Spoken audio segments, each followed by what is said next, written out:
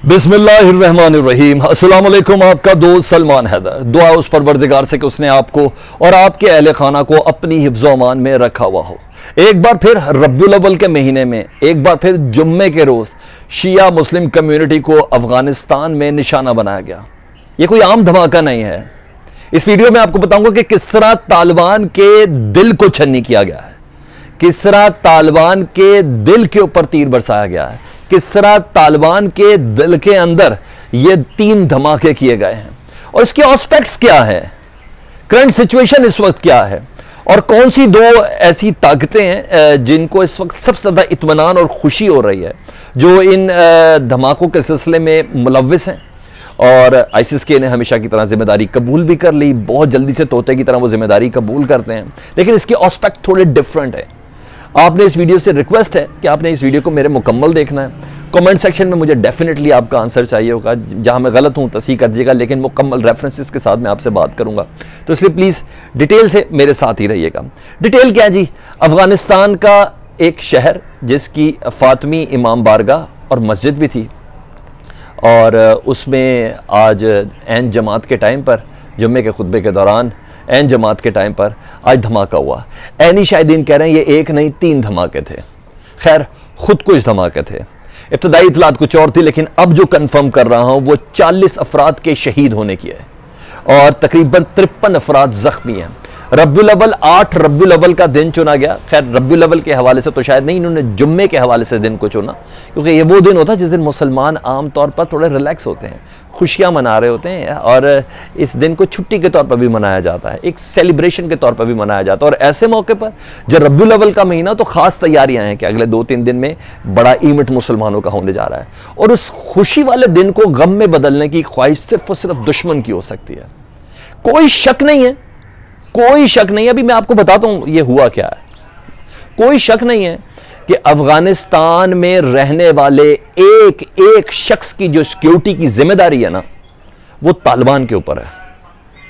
जब उन्होंने अपनी हुकूमत डिक्लेयर कर दी, जब उस काबुल के साथ के अंदर से अपनी मिनिस्ट्रियां रन कर रहे हैं, इसमें कोई शक नहीं है, लेकिन उस जिम्मेदारी को ऐसे तरीके से पूरा करने के लिए एक सर्टेन रिक्वायरमेंट्स है, लेकिन वो नहीं होने देना चाह रही वो तीसरी ताकत जो दाइश और आईसिस के को रन कर रही है। वो ताकत नहीं, मुख्तलिफ ताकतें जो मिल गई हैं। आज पूरा ऑपरेशन करते हैं, मैं आपको पूरी डिटेल में बताता हूं, और डिटेल में मैं आपको बताऊंगा कि कौन से 2 हैं अहम मुल्क जो इस टाइम 20 अक्टूबर की डेडलाइन से पहले पहले बहुत कुछ करना चाह रहे हैं, और कौन से एस्पेक्ट्स हैं इस धमाके के बाद, ये फातमी इमाम बारगाह और मस्जिद के धमाके के बाद शिया मुस्लिम कम्युनिटी को जहां निशाना बनाया गया है, कौन कौन से फायदे लिए जा सकते हैं आने वाले चंद घंटों में। खैर, वो तमाम चीजें पता भी चल जाएंगी, लेकिन हम आपको फोर्स ही कर रहे हैं, इसलिए कहा कि कमेंट सेक्शन में मुझे जरूर बताइएगा। डिटेल में जाता हूं। अगर चैनल पहली बार देख रहे हैं तो सब्सक्राइब कर लें और बेल आइकन दबा देंगे, तो आने वाले वक्त में भी अपडेट्स इस तरह की आप तक मौसूल होती रहेंगी। जी, फातमी मस्जिद से मुतल्लिक है कि 40 के करीब अफराद शहीद हुए हैं, 53 जख्मी हैं। अच्छा जी, अफगानिस्तान की सिक्योरिटी से मुतल्लिक इस वक्त सबसे ज़्यादा मुद्दा किसने उठाया हुआ है, और स्पेशली आईसिस के हवाले से मैं आपको 2 चीज़ें बताता हूँ। 20 अक्टूबर को रूस की मेज़बानी में अफगानिस्तान की जो इस वक्त क़यादत है तालिबान की, उनको दावत दी गई, और दीगर वो ममालिक शामिल होंगे जिनके स्टेक्स हैं अफगानिस्तान के हवाले से, जिसमें डेफिनेटली पाकिस्तान की भी नुमाइंदगी है, लेकिन इस बार इंडिया को भी उसमें बुलाया गया है और इंडिया की भी रिप्रेजेंटेशन होगी। इंडिया की यह ख्वाहिश हो सकती है कि ईरान और अफगानिस्तान यानी अफगान तालिबान के ताल्लुकात कशीदा हों। ये 1 पॉइंट है, क्योंकि जब ये इलाका इन दोनों के दरमियान कशीदगी होगी तो इंडिया को किए गए हुए जो नुकसानात हैं अफगानिस्तान के हवाले से और ईरान के हवाले से, वो भरपाई नहीं हो पा रही, क्योंकि ईरान और पाकिस्तान दोनों वैसे ही एक पेज पर आ चुके हैं मुकम्मल तौर पर। 4 दिन से आर्मी चीफ भी पाकिस्तान के अंदर मौजूद है। उनके इतना बड़ा दौरा तो तारीख में कभी किसी आर्मी के सरबराह ने नहीं किया। एक पेज पर है कि अफगानिस्तान का मुस्तकबिल क्या होना चाहिए, इंक्लूसिव गवर्नमेंट कैसे होनी चाहिए, तमाम मकतबा फिक्र के लोगों को रिप्रेजेंटेशन कैसे देनी है, ये तमाम चीजें हैं। तो तन्हाई मिल रही है अफगानिस्तान और रीजन के हवाले से इंडिया को। इंडिया उन तीसरी ताकतों का एक पोर्शन जरूर है जो आईसिस के को रन कर रही हैं, और उसमें एक और भी ताकत है। अभी मैं अमेरिका वाला एस्पेक्ट करना है, मैंने भी आपको यह बताना है मैंने कैसे कह दिया है तालिबान के दिल पर हमला किया है। ये बहुत ही इंपॉर्टेंट पॉइंट है। बहुत ही, जिसकी तरफ किसी की नजर नहीं जा रही, वो मैं आपको बताता हूं। अच्छा, ईरान पाकिस्तान के साथ मुकम्मल हिमायत कर चुका है, और जब शिया मुसलमानों को निशाना बनाया जाएगा एंड जुम्मे की जमात के वक्त, तो किसकी तरफ से रेजिस्टेंस आएगी? ईरान की तरफ से इमीडिएट। दुख तो सारी दुनिया के मुसलमानों को होगा, दुख तो दुनिया के तमाम मुस्लिम ममालिक को होगा, चाहे वो शिया सेंट्रिक हैं या सुन्नी सेंट्रिक है, लेकिन दुख तो होगा। लेकिन इमीडिएट ईरान की तरफ से प्रेशर आएगा। पिछले जुम्मे को भी जब यह धमाका हुआ था ना कुंदूस में, जिसमें मेरी इतलात के मुताबिक 140 के करीब अफराद हुए थे जहां मगर, लेकिन सरकारी तौर पर 60-70 के करीब अभी तक कंफर्मेशन है, लेकिन उसके सिलसिले में भी इमीडिएट तेहरान ने थोड़ा रिएक्शन दिया था।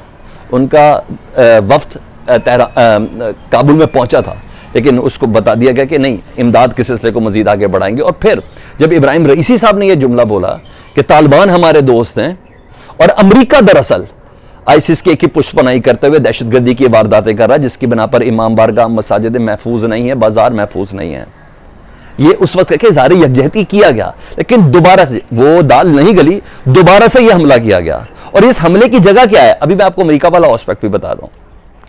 इस हमले की जगह क्या है जी? कंधार।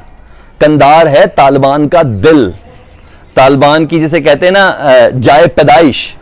अगर काबुल को दारुल हुकूमत कहने में कुछ जरूरत लाहक ना होती ना, तो हमने ही वो वीडियोस आपके साथ शेयर किए, हमने ही वो वीलॉग्स आपके साथ शेयर किए कि तालिबान मुकम्मल तौर पर कंधार को दारुल हुकूमत डिक्लेयर करना चाहते हैं। कंधार वो जगह है जहां मुल्ला हब्बतुल्लाह मौजूद हैं। जी हां, तालिबान के अमीरुल मोमिनीन मौजूद हैं। ये कोई आम जगह नहीं, बहुत सेंसिटिव जगह है, हसास जगह है। तो तालिबान के दिल को निशाना बनाया गया। तालिबान की जन्मगाह है, ये पैदाइश वाली जगह है। ये तालिबान तमाम मामला पिछले 20 साल से और उससे पहले के 20 साल से कंधार से ही मैनेज कर रहे थे। तो अब इसको कोई छोटा हमला समझते हैं?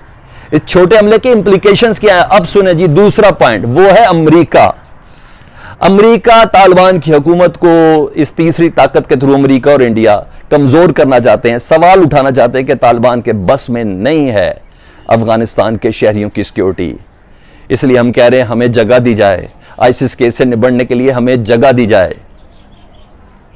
ये है वो जगह, ये है वो पॉइंट। एक बार फिर से आप इसको दोहा के साथ अटैच करें ना, और अभी आने वाली 20 अक्टूबर की उस कॉन्फ्रेंस के साथ अटेंड नहीं करें जो मॉस्को के अंदर होनी है। दोहा में भी क्या मुतालबा था अमेरिका का? सिर्फ अब औरतों के मुतालबे, बच्चों के स्कूल के मुतालबे नहीं आ रहे। अब मुतालबे आ रहे हैं कि अमेरिका को एक प्रॉपर शेयर दिया जाए ताकि आईसिस केस से वहां से निपटा जा सके। इसलिए हमें एक जगह चाहिए। तालिबान ने कहा नहीं, ये जितने आईसिस के वाले हैं सारे के सारे अफगानी हैं और अफगानियों से हम खुद निपट लेंगे, हमारा दर्द सर है, कोई बहुत बड़ी तकलीफ नहीं। तकलीफ है। आज मैं इस 2 हफ्ते के कंसेक्टिव धमाकों के बाद मैं कह रहा हूं तालिबान को इसकी तकलीफ है और होनी भी चाहिए। क्योंकि मैंने कमेंट सेक्शन में देखा कि मैं किस तरह तालिबान को क्लीन चिट दे सकता हूं सिक्योरिटी के हवाले से। मैं उन्हीं कमेंट्स के हवाले से कह रहा हूं कि तालिबान की जिम्मेदारी है, अगर वो हुकूमत डिक्लेयर करके बैठे हुए ना तो उनकी जिम्मेदारी है। तो ये दो वो ताकतें हैं, एक इंडिया और एक अमेरिका। जारी बात है बैक एंड पे तो सारे मिले हुए स्ट्रेटेजिक पार्टनर तक तो एक दूसरे को कंसीडर करते हैं कि तालिबान को एक तो फिरका वराना इधर लड़ाई शुरू कराई जाए। फर्स्ट ऑफ ऑल ईरान के साथ, यानी बॉर्डर के इलाकों में किसी के साथ कशीदगी करवाई जाए, ईरान के साथ कशीदगी कराई जाए। तीसरा, तालिबान की रियासत को नाकाम रियासत डिक्लेयर कराया जाए। और इसके अलावा चौथा पॉइंट जो है, जो सबसे ज़्यादा इंपॉर्टेंट है, वो ये है कि किसी तरह ये साबित कर दिया जाए कि तालिबान की हुकूमत एक नाकाम हुकूमत है। मैंने कहा ये वो अपडेट्स है मैं आपके साथ शेयर कर लूँ, सिर्फ मैं डेथ टोल शेयर करूँ, कितने अफराद शहीद हो गए, कितने ज़ख्मी हो गए, वो है। आज एक बार फिर दिल बहुत दुखी है, एक बार फिर बहुत दिल दुखी है। फिर आखिर में एक सवाल कमेंट सेक्शन में मुझे आपने ज़रूर बताना है, क्योंकि मेरे व्यूअर्स बहुत एक्टिव हैं। अगर ये दुनिया में कुफ्र के ख़िलाफ़ दाइश होती तो मस्जिदों में धमाके ना होते। ऐसी बहुत सी जगह हैं जहाँ कुफ्र का राज है। आपको क्या लगता है? काइंडली मुझे कमेंट सेक्शन में ज़रूर बताइएगा। चैनल अगर आपको अच्छा लगे, वीडियो अच्छी लगे तो चैनल सब्सक्राइब कर दें, बेल आइकन दबा दें। अपना बहुत ख्याल रखें। अल्लाहुम्मा सल्ली अला मुहम्मद व आले मुहम्मद।